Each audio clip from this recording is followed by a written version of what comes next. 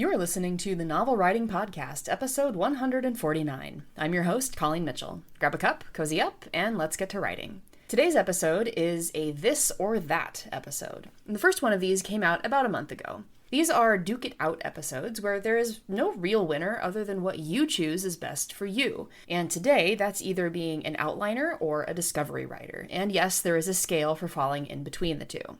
Let's talk about what each of these is before sort of pitting them against each other. Outliners are also known as plotters in the writing crowd. These are the writers who plan out their story beat by beat, often using an established beat sheet like from Save the Cat Writes a Novel, or an outlining process like the one that K.M. Weiland teaches, and you can fit whatever outlining method you use in between those two. Regardless if you use any of those methods or just do the old story chart from high school, writers who plan will, in general, know the overall plot and direction of the story before they start writing. In contrast, discovery writers, who are also called pantsters, though I don't like using that term anymore, are on the other side of the spectrum. Discovery writers will get an idea and start running with it, normally without any plan or a sense of where the story is going until you get there. Hence, pantster as in flying by the seat of your pants. Now, discovery writers will discover the route of the plot and meet new characters as the story unfolds and as the existing characters move through the story. Whether you're one or the other depends largely on your personality and how stories come to you. I consider myself an outliner or a plotter, but I allow the space for discovery writing because it's impossible to perfectly direct the course of a pre-outlined story once you start writing. Even the most heavily plotted story can get knocked into left field by the characters or the setting, and then you as the writer need to be able to respond to that without panicking. I think that every planner has a discovery writer in them, and every discovery writer also has a planner in them. Maybe it's only for the next scene or two. Even if a discovery writer is hanging on by the skin of their teeth, the inner planner will come out during rewrites. And the same can be said for planners. The inner discovery writer comes out during both the first draft and the rewrites because of the very nature of writing.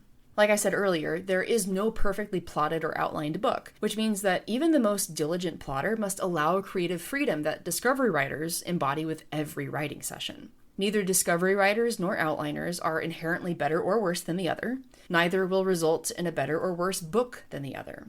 However, keep in mind that many published and successful authors, when asked about outlining, will say that there is inherent value in it.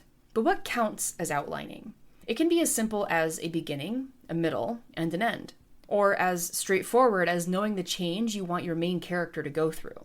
When discovery writers hear the word outline, they might immediately have flashbacks to high school English essays with Roman numeral outlines, but I love K.M. Weiland's definition of an outline, which includes all of the random brainstorming events and ideas and elements that we encourage you to pretty much word vomit during the 60-day novel writing challenge. Even little sticky notes jotted in the middle of the night count as outlining with that broad definition. You're not restricted to a bullet point by bullet point, this happens before this happens type of outline. And then when outliners hear the word pantster, they might cringe at the thought of not knowing where the story is going. But what we need to remember is that the very act of writing a story requires the kind of freedom and flexibility that discovery writers use every day.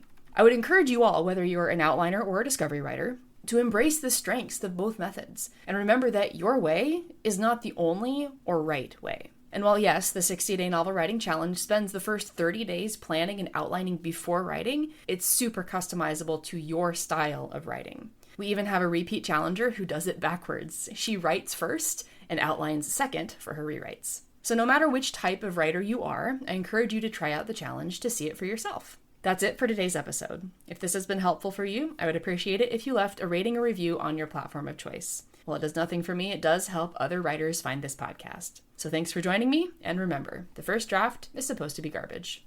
Thanks for listening to the Novel Writing Podcast. If you're ready to stop struggling and start finishing your novel, check out the 60-day Novel Writing Challenge. It's a step-by-step program designed for solo writers to complete their first draft with clarity and focus. Visit the link in the description to learn more.